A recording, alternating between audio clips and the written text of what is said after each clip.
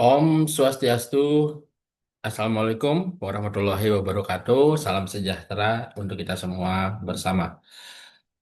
Pada kesempatan yang berbahagia ini, izinkan saya untuk kembali menyampaikan tentang filsafat, terutama adalah filsafat pendidikan klasik. Jadi, di kesempatan yang berbahagia ini, saya ingin berbagi kembali tentang bagaimana kedudukan filsafat itu sebagai pondasi di dalam kehidupan pendidikan. Nah, seperti yang kita ketahui bersama bahwasanya belakangan hari ini ataupun beberapa tahun terakhir ini ada sebuah kejadian dilematis yang memang menyebabkan kita berpikir gitu terkait dengan ada apa sebenarnya di dalam pendidikan Indonesia ini, yaitu terkait dengan bagaimana dilematisnya seorang guru di dalam memberikan hukuman kepada peserta didiknya. Nah, di satu sisi seperti yang kita ketahui bersama bahwa adalah tugas pendidik yang utama itu adalah bagaimana mendidik peserta didiknya sehingga memiliki sebuah kecerdasan gitu dan memiliki akhlak yang mulia serta beriman bertakwa kepada Tuhan serta memiliki moral yang bagus gitu. Nah, namun di dalam pelaksanaannya ketika guru melakukan hukuman ataupun yang disebut sebagai tindakan tegas gitu ya, guru seringkali mendapatkan sebuah persekusi gitu. Jadi guru dilaporkan ke pihak yang berwajib, kemudian guru dipecat dari jabatannya atau ada tindakan-tindakan yang lainnya gitu. Nah, hal inilah yang menyebabkan kemudian bagaimana Indonesia itu ataupun Indonesia saat ini berada dalam sebuah persimpangan yang cukup kompleks gitu. Di satu sisi eh, pendidikan Indonesia mendapatkan dorongan gitu ya untuk peningkatan kualitas akademik dan juga kompetensi global. Nah, sedangkan di sisi lain justru ada fenomena gitu yang muncul bahwa guru kerap dilaporkan oleh siswa ataupun orang tua sebagai akibat dari tindakan pendisiplinan itu gitu. Jadi tindakan disiplin yang dilakukan itu baik dalam bentuk hukuman fisik, kemudian ada hukuman verbal maupun sanksi gitu yang dianggap tidak tepat gitu. Nah, sehingga ke depannya hal ini juga berdampak gitu kepada profesionalisme guru sebagai seorang tenaga pendidik. Demikian juga berdampak kepada citra sekolah itu gitu. Nah, di sisi lain juga ini berdampak kepada eh, psikologi dari peserta didik itu sendiri. Nah, sehingga diperlukan sebuah kerangka teoritis gitu bagaimana sebenarnya tindakan pendisiplinan yang patut dilakukan oleh guru. Dan jadi filsafat pendidikan klasik ini mendasarkan sebuah landasan normatif gitu yang cukup kuat. Jadi pendidikan sebagai pembentukan akal budi, karakter serta juga kebijakan gitu. Nah, sehingga pendidikan bukan hanya sekedar penguasaan pengetahuan saja oleh peserta didik, tetapi juga bagaimana peserta didik itu memiliki kecerdasan dalam rangka eh, bisa mengikuti peraturan-peraturan sekolah tersebut gitu. Nah, yang menjadi mind mapping di sini adalah pendidikan sebagai pedia gitu ataupun landasan klasiknya. Nah, pendidikan gitu di dalam bahasa Yunani kuno itu disebut sebagai paideia gitu. Jadi merujuk pada proses pendidikan total gitu yang membentuk jiwa ataupun psikhi, kebiasaan, estetika dan juga nilai moral warga polis. Nah, dalam tradisi Yunani klasik sendiri gitu ya, jadi menempatkan pendidikan bukan sekedar transfer informasi saja gitu, jadi melainkan juga pembentukan karakter serta akal peserta didik atau yang disebut sebagai budi. Nah, sehingga hal inilah yang kemudian akan memungkinkan gitu. Jadi bagi manusia mencapai kehidupan yang lebih baik itu ada yang disebut sebagai eudaimonia. Nah, sehingga gitu ya dalam tradisi pendidikan Yunani ini memunculkan ada tiga orientasi penting yang harus menjadi landasan analisis kita gitu. Yang pertama itu adalah dialog reflektif gitu sebagai metode pendidikan ada yang disebut dengan meutika Socrates gitu. Jadi ada dialog yang cukup intens gitu yang harus kita lakukan gitu ya. Nah, sehingga nantinya memunculkan sebuah kesepemahaman gitu. Kemudian pendidikan itu juga sebagai pembentukan jiwa yang adil dan juga beradab gitu. Nah, dalam pandangan Plato ini yang disebut sebagai dengan paideia itu sendiri. Nah, yang ketiga itu adalah habituasi kebajikan melalui praktek teratur gitu, yang disebut sebagai virtu ethics Aristoteles gitu. Nah, prinsip-prinsip inilah kemudian yang bersama-sama membentuk sebuah kerangka gitu ataupun norma yang relevan untuk merancang sebuah praktik pendisiplinan di sekolah. Nah, sekali lagi saya ulangi, ada tiga gitu. Yang pertama itu adalah dialog reflektif yang ini ditekankan oleh Socrates. Kemudian yang kedua itu adalah pandangan pendidikan untuk membentuk jiwa yang adil dan juga beradab gitu yang disampaikan oleh Plato. Kemudian yang ketiga ini adalah habituasi kebajikan gitu ya melalui praktek yang teratur gitu. Yang ini ditekankan oleh Aristoteles gitu. Jadi ketiga inilah yang kemudian disusun sebagai sebuah kerangka bagaimana menjadikan sebuah praktik pendisiplinan di sekolah itu sendiri. Nah, sebelumnya kita akan meninjau kembali filsafat klasik gitu. Jadi Socrates gitu yang menyampaikan metode tentang maiotikanya dan juga pendidikan reflektif yang disampaikan gitu. Jadi gagasan utama yang disampaikan oleh Socrates itu menempatkan pendidikan pada dimensi bertanya gitu, bukan mengajar sebagai deposit informasi gitu. Jadi siswa itu tidak dijejali dengan ilmu gitu sehingga menjadi sebuah bank pendidikan, akan tetapi konteksnya adalah bagaimana mereka bisa bertanya. Nah, melalui Meutika, guru ataupun pendidik itu memfasilitasi proses pertemuan kebenaran oleh murid sendiri gitu dan kemudian menanyakan asumsi, menguji definisi dan juga mendorong introspeksi moral. Nah, bagaimana implikasinya dalam pendisiplinan gitu. Nah, jika pendisiplinan ini didasarkan pada model Socrates gitu ya. Jadi para pendukung dari Socrates ini disebut sebagai Sokratik itu sendiri. Jadi bahwa tindakan guru tidak lagi sekedar menghukum gitu, tetapi mengarahkan siswa untuk ke arah refleksi gitu. Jadi siswa itu diminta untuk merefleksi gitu tentang kegiatan yang dia lakukan gitu, sehingga bukan lagi sifatnya hukuman gitu. Nah, akan tetapi yang menjadi keterbatasan ataupun kritik dalam filsafat yang disampaikan oleh Socrates ini adalah jadi meiotika itu memerlukan guru yang kompeten gitu secara dialektis dan juga waktu untuk dialog gitu. Sedangkan realitas kelas gitu yang dengan jumlah siswa besar, kemudian ada tekanan kurikulum dan juga keterbatasan profesional guru, sehingga membuat implementasinya ini menjadi agak sedikit terganggu gitu. Nah, sehingga Meutika lebih efektif jika diintegrasikan secara efektif gitu misalnya pada saja pada momen pembinaan karakter gitu jadi pemulihan konflik dan juga pembelajaran nilai gitu jadi bukan dijadikan satu-satunya metode pendisiplinan. Nah, jadi dalam pandangan ataupun gagasan Socrates ini gitu dia menekankan adalah bagaimana siswa itu mampu merefleksi gitu terkait dengan kegiatan yang dilakukan gitu. Apakah tindakannya itu benar ataupun salah gitu ataukah sudah sesuai dengan norma gitu.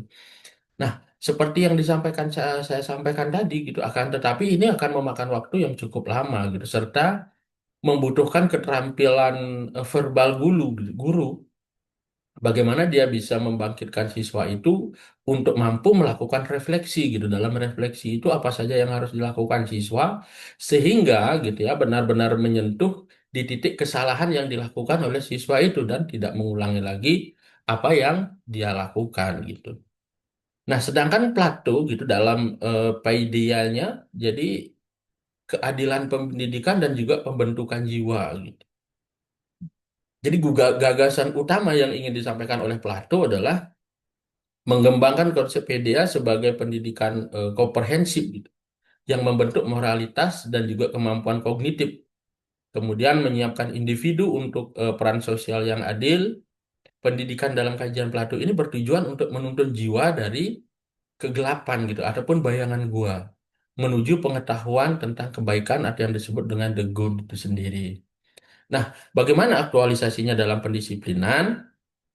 dalam kerangka Platonis sendiri bahwa pendisiplinan ini harus ditempatkan gitu dalam visi pendidikan yang lebih luas. Contohnya adalah melatih jiwa agar adil, kemudian rasional gitu dan juga selaras dengan kebaikan bersama gitu. Nah, namun di sini juga ada keterbatasan gitu. Jadi Plato ini menekankan peran negara ataupun sekolah dalam membentuk warga gitu. Jadi kritik modern mengingatkan agar pendidikan tidak menjadi represif ideologis gitu. Jadi adaptasi yang relevan adalah menanamkan nilai keadilan dan juga kebajikan dengan tetap menjunjung asas demokrasi partisipasi gitu. Jadi siswa ini biasanya dilibatkan dalam penyusunan aturan kelas ataupun sekolah sehingga pendisiplinan lebih legitimatif dan juga transparan. Nah, di sini Plato menawarkan bahwa segala bentuk hukuman tindakan itu hendaknya menjadi sebuah kesepakatan bersama gitu. Jadi di awal ini kita sudah menyepakati dengan siswa gitu. Misalnya kalau ada siswa yang merokok sekolah, secara bersama-sama kita em, menyusun aturan gitu apakah dia harus mengerjakan tugas gitu ya atau dia harus mengikuti hukuman seperti apa gitu. Nah, jadi siswa sudah mengetahui konsekuensinya dan juga menyetujui apa yang akan menjadi hukuman tersebut gitu. Nah, jadi di sini eh, dalam pandangan Plato itu pendidikan ini juga harus bersifat demokratis gitu dalam artian terbuka untuk semua warga sekolah dan juga bagaimana bisa diaktualisasikan secara bersama-sama sehingga tidak ada perasaan keberatan ketika seseorang itu melakukan kesalahan dan mendapatkan hukuman. Nah, dalam pandangan Aristoteles yang disebut sebagai etika kebajikan atau yang disebut sebagai virtue etik dan juga habituasif. Nah, pada gagasan utamanya, jadi Aristoteles ini melihat kebajikan ini sebagai disposisi gitu, yang diperoleh melalui latihan-latihan. Nah, pendidikan menurutnya juga bertujuan membentuk kebiasaan moral melalui praktik yang konsisten. Nah, sehingga tindakan baik menjadi alami gitu ya. Kemudian Aristoteles juga menekankan keseimbangan atau yang disebut the golden mean antara ekstrim dan juga kekurangan pendisiplinan. Kemudian harus proporsional dan juga bermuara pada keseimbangan moral siswa. Nah, implikasi pada pendisiplinannya bagaimana? Jadi pendekatan Aristotelian ini mendorong adanya perubahan paradigma gitu. Jadi pendisiplinan bukan sedar reaksi gitu, melainkan bagian dari program pembiasaan nilai. Kemudian guru juga berperan sebagai teladan dan juga fasilitator latihan moral, misalnya pelibatan rutin dalam tugas bertanggung jawab gitu, kemudian penghargaan perilaku baik dan juga latihan empati. Nah, ketika karakter ini dibentuk lewat habituasi ataupun kebiasaan itu, kebutuhan akan hukuman yang sifatnya keras itu akan menurun gitu. Jadi eh bagaimana misalnya peserta didik itu dia mampu bertanggung jawab gitu ya, kemudian dia dilatih untuk merasakan empati gitu ya. Jadi bagaimana kalau kesalahan itu dilakukan oleh orang lain dan juga mengakibatkan buruk pada dirinya gitu ya, apa yang harus dia lakukan gitu. Nah, sehingga latihan-latihan seperti ini justru akan menurunkan intensitas tindakan untuk melanggar aturan-aturan itu gitu. Nah, namun di sini yang menjadi keterbatasannya ada juga gitu. Jadi pendekatan Aristotelian ini akan mendorong sebuah perubahan paradigma gitu. Jadi pendisiplinan bukan sekedar reaksi, melainkan bagian dari program pembiasaan nilai gitu. Jadi guru berperan sebagai teladan dan juga fasilitator latihan-latihan moral itu. Misalnya pelibatan rutin dalam tugas bertanggung jawab, kemudian ada penghargaan perilaku baik dan juga latihan empati gitu. Nah, ketika karakter dibentuk lewat habituasi, kebutuhan akan hukuman ini pastinya cenderung akan menurun gitu.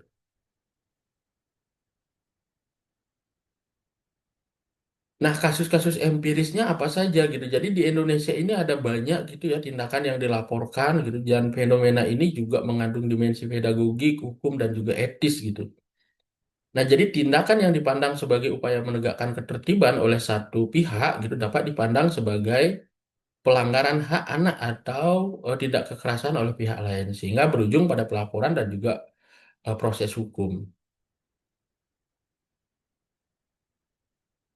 Nah, dalam analisis kasusnya ini gitu ya, jadi banyak kejadian pelaporan ini bermula dari ketidakjelasan batas tindakan. Nah, disinilah argumen Plato tentang perlunya kerangka pendidikan yang adil dan juga struktur menjadi relevan gitu. Jadi tanpa kebijakan sekolah berbasis nilai yang jelas, tindakan guru mudah dipersepsikan sebagai arbitrary ataupun kegiatan kebiasaan gitu. Nah, sehingga dalam konteks pandangan Plato gitu ya, jadi harus ada kerangka pendidikan yang adil dan juga terstruktur gitu. Nah, jadi di sini eh, Plato memandang bahwa pendidikan itu harus ada kerangkanya yang jelas gitu. Kemudian terstruktur juga gitu. Jadi semuanya itu harus diketahui oleh warga sekolah, kemudian peserta didik, guru maupun orang tua gitu, sehingga tidak ada misinformasi. Nah, kasus yang menunjukkan penggunaan hukum tanpa dialog ini juga merefleksikan kegagalan aplikasi miotika gitu. Jadi siswa tidak diberi ruang memahami alasan disiplin sehingga merespon dengan resistensi ataupun pengaduan gitu.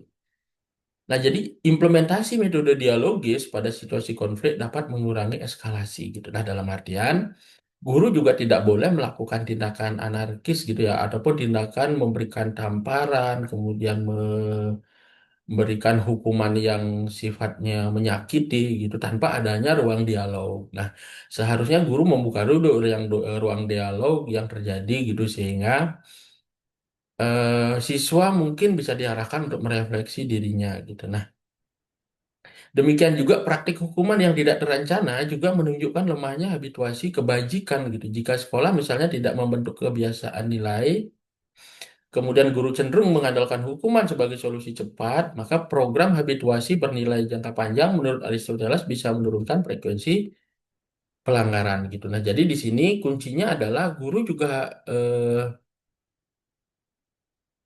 tidak boleh mengandalkan hukuman sebagai solusi cepat gitu. Jadi guru ini harus juga menyediakan ruang-ruang untuk membentuk kebiasaan nilai gitu. Nah, sehingga hukuman yang sifatnya tidak terencana gitu, apalagi tidak termuat di dalam peraturan gitu. Nah, ini juga akan menyudutkan posisi guru itu sendiri gitu.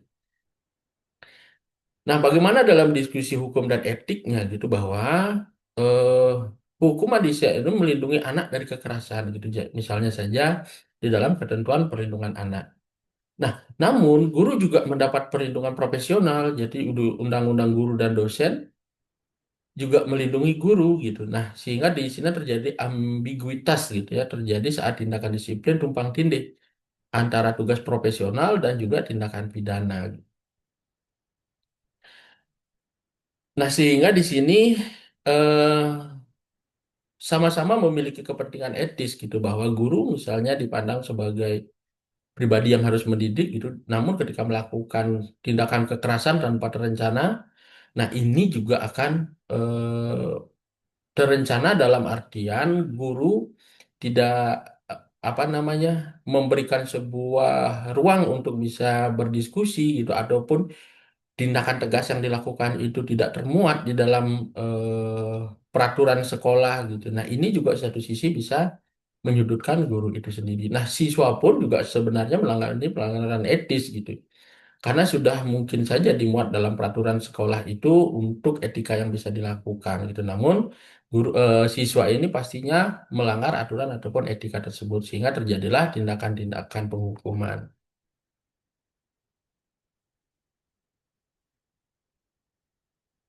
Nah, bagaimana sintesis teoritisnya gitu? Jadi merancang model pendisiplinan berbasis klasik gitu dengan sudut pandang teori filsafat klasik. Nah, pertama dalam sudut pandang Sokrates gitu atau yang disebut sebagai Sokratik ada dialogis gitu. Jadi eh, gunakan pertanyaan yang refleksi gitu sebagai langkah awal penanganan pelanggaran ini, utamakan pemahaman dan juga tanggung jawab siswa gitu. Nah, jadi siswa di sini diharapkan bagaimana dia mampu merefleksi diri gitu. Jadi apa yang menjadi kesalahannya itu harus disadari sendiri oleh siswa itu gitu. Sehingga guru harus membuka ruang dialog gitu. Nah, bagaimana kalau misalnya siswa itu tidak partisipatif gitu ya, ataupun tidak merespon pertanyaan guru gitu. Nah, tentu guru juga harus melibatkan pihak yang lebih besar. Dalam artian di sini misalnya ada bimbingan konseling gitu, atau misalnya ada guru agama gitu ya yang mendekatkan, biasanya memberikan pendidikan tentang keimanan dan ketakwaan, termasuk juga di dalamnya moral gitu. Nah, jadi pendekatan ini harus dilakukan gitu untuk membuka ruang dialog, gitu. Kemudian ada yang disebut sebagai paideia, jadi platonis, menjadikan pendisiplinan dari kurikulum karakter yang membentuk jiwa adil. Nah, aturan sekolah disusun dalam konteks pembentukan warga yang bermoral, gitu. Nah, jadi pendisiplinan ini harus terbuka sifatnya gitu. Jadi tercantum dalam kurikulum gitu, kemudian peraturan sekolah dibacakan kepada seluruh siswa, kemudian juga siswa mengetahui apa yang menjadi konsekuensi kesalahan mereka. Demikian juga orang tua gitu ya. Jadi orang tua harus diinformasikan gitu di awal mereka mendaftarkan peserta didiknya. Sekolah sudah memiliki peraturan-peraturan yang memang harus dilakukan gitu, sehingga ada keterbukaan di sana, guru sudah mengetahui dan demikian juga siswa sudah mengetahui dan orang tua juga sudah mengetahui apabila peserta didik melakukan kesalahan, ada konsekuensi yang harus diterima, ada konsekuensi yang harus dipenuhi gitu. Nah, ini pedia. Kemudian ada habituasi ataupun pembiasaan dari Aristotelian gitu ya. Jadi penerapan latihan secara rutin untuk kebajikan ataupun tanggung jawab, empati dan juga kerjasama, terlebih misalnya disertai teladan guru dan reinforcement positif gitu. Jadi pembiasaan untuk melakukan kegiatan gitu misalnya seperti bertanggung jawab, kemudian ada empati, ada kerjasama gitu. Nah, ini merupakan habituasi dari prinsip Aristotelian gitu. Sehingga siswa itu dia lebih mudah memahami gitu. Nah, sehingga model sintesis teoritis dalam sudut pandang eh, filsafat klasik ini lebih mengarah kepada pendisiplinan yang memang menekankan kepada pembinaan gitu, bukan hukuman semata, dan juga meminimalkan faktor-faktor pemicu pelaporan atau ketidakjelasan tindakan arbitrer. Nah, kurangnya juga mediasi gitu. Selain itu juga model ini memang kompatibel dengan praktik restoratif modern yang membangun komunitas dalam memperbaiki relasi setelah terjadi pelanggaran. Nah, jadi peserta didik tidak murni hanya diberikan hukuman saja sebagai respon negatif, tetapi juga bagaimana membangun komunikasi gitu. Bahwa di dalam kegiatan yang dilakukannya itu misalnya ada kesalahan-kesalahan yang perlu diperbaiki, kemudian ada konsekuensi yang harus ditanggung bersama gitu. Nah, ini lebih mengarah kepada kepembinaan atau yang disebut sebagai restoratif modern gitu, ataupun pencegahan sebelum terjadinya tindakan lebih jauh, gitu.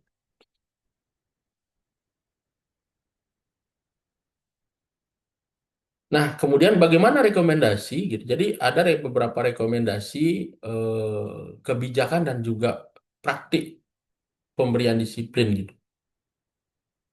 Nah, berdasarkan ketiga pandangan tersebut, baik Plato, kemudian ada Socrates, ada Aristoteles gitu ya, sehingga ada beberapa hal yang harus diperhatikan oleh guru. Yang pertama itu adalah standar operasional penjaminan pendisiplinan berbasis nilai gitu. Jadi rumuskan pedoman tertulis gitu, apa yang boleh ataupun dilarang, skenario tindakan yang bertahap dari peringatan, kemudian ada dialog, kemudian ada restoratif action, kemudian dokumentasi serta jalur mediasi gitu. Hal ini juga mengurangi ambiguitas yang memicu pelaporan gitu. Nah, jadi di sini standar operasional prosedurnya itu sudah tersusun gitu ya. Jadi ada misalnya dari peringatan dulu, setelah peringatan dilakukan dialog, kemudian ada restoratif actionnya gitu. Jadi penanganannya dulu disampaikan gitu. Dah kemudian tertulis apa yang boleh dan dilarang gitu. Jadi ini terbuka, disampaikan kepada siswa, siswa sudah memahami, demikian juga orang tua sudah memahami gitu. Nah, dalam praktiknya harus juga sesuai dengan SOP yang berlaku ini. Nah, kemudian yang selanjutnya adalah pelatihan guru dialogis dan juga pengelolaan emosi gitu. Atau pelatihan meyutikanya yang dilakukan secara praktis. Teknik bertanya terbuka, kemudian mediasi konflik, serta kontrol emosi dan juga manajemen kelas. Nah, guru yang terlatih cenderung memberi respon reflektif, bukan reaktif. Jadi dari guru juga sebenarnya harus dilakukan pelatihan juga gitu. Karena saking maraknya kasus-kasus seperti ini menjadi sebuah hal yang penting bagi pemangku kebijakan, baik itu pemerintah, stakeholder, kepala sekolah gitu ya, untuk memberikan pembinaan yang berkala kepada gurunya dalam menangani siswa gitu. Jadi guru ini nantinya akan cenderung lebih dapat mengelola emosinya sehingga tindakan yang dilakukan lebih reflektif gitu, bukan reaktif seperti melakukan penghukuman secara spontan. Nah, sekolah juga diharapkan membangun program habitual karakter gitu. Nah, jadi eh, bagi para Aristotelian gitu, habituation gitu ya. Jadi ini adalah kebiasaan menurut pandangan Aristoteles. Jadi ada semacam karakter pembiasaan karakter gitu ya. Jadi integrasi aktivitas rutin yang membentuk kebajikan. Nah, jadi sekolah juga seharusnya memberikan dukungan ataupun dorongan kepada peserta didik untuk lebih melakukan kegiatan sosial gitu ya, yang bisa menghubungkan antara individu dengan individu yang lainnya. Misalnya saja ada kebersihan bergilir, kemudian ada layanan sosialnya, kemudian ada juga refleksi mingguan, yang semuanya nantinya ini akan mengarahkan bagaimana siswa itu bisa melakukan interaksi sosial. Nah, kemudian ada yang disebut sebagai implementasi restoratif. Jadi, gunakan konferensi restoratif gitu, circle time, dan juga mediasi untuk memperbaiki hubungan setelah pelanggaran. Jadi, mengutamakan pemulihan tanggung jawab daripada hukuman isolatif. Nah, bukti internasional mendukung efektivitasnya menurunkan suspensi dan juga konflik. Jadi, restoratif praktis ini adalah bagaimana memulihkan hubungan itu pasca terjadinya tindakan-tindakan seperti itu. Nah, ini juga merupakan salah satu kebijakan di dalam menangani eh, permasalahan dilematisnya guru dilaporkan gitu. Kemudian pelibatan orang tua dan juga komunitas. Nah, sebelum tindakan disipliner berat gitu ya, jadi orang tua harus dilibatkan gitu dalam proses mediasinya. Lakukan sosialisasi kebijakan disiplin sehingga persepsi orang tua tidak memicu reaksi emosional gitu. Nah, seperti yang saya sampaikan tadi gitu ya, bahwa orang tua juga harus mengetahui segait dengan peraturan-peraturan yang berlaku di sekolah tersebut gitu. Sehingga orang tua ini tidak merasa kaget ketika siswanya ataupun ketika anaknya mendapatkan hukuman ataupun mendapatkan sanksi dari pihak sekolah. Bahkan di awal masa sekolah itu pun sudah harus disampaikan bahwa ada aturan-aturan bersama yang harus ditaati oleh siswa. Kemudian ada monitoring dan juga evaluasi gitu. Jadi di Dinas Pendidikan juga harus terus memantau laporan kasus, kemudian efektivitas SOP dan juga melakukan auditing secara terjadwal. Nah, sekolah dengan kultur pembinaan juga membutuhkan dukungan yang berkelanjutan. Jadi peran penting stakeholder seperti pemerintah, kemudian dinas-dinas yang terkait juga penting untuk melakukan mengecek bagaimana tentang pengelolaan interdisipliner yang dilakukan di sekolah tersebut, apakah sudah sesuai dengan prosedur atau ada tindakan-tindakan pelanggaran yang memang tidak sesuai dengan standar SOP tersebut.